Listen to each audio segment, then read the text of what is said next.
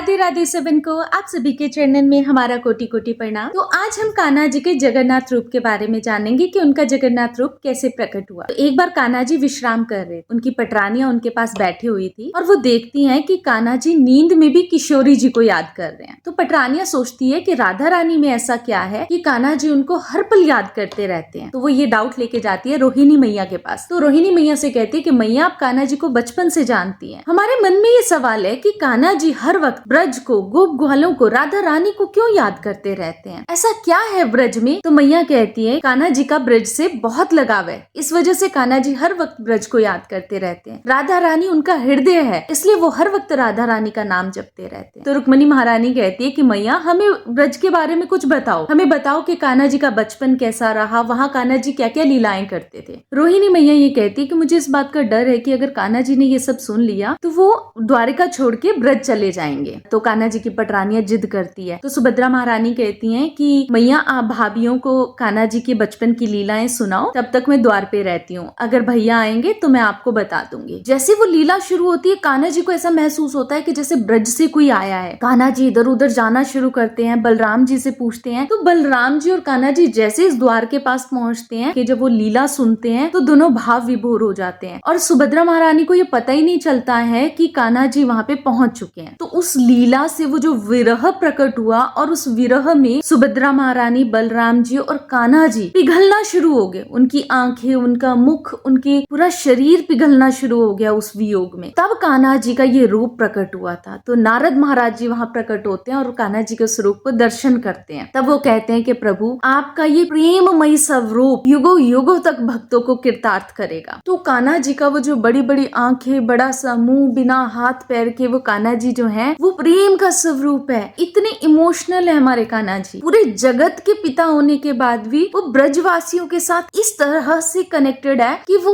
उनके लिए भगवान कभी है ही नहीं। वो उनके लिए उनके सखा है, उनके मित्र है। जिस रूप में हम भगवान को अपना लेते हैं वो उसी रूप में हमारे लिए प्रकट हो जाते हैं। ऐसे श्री कृष्ण को हमारा बारंबार नमन। जय जय श्री राधे।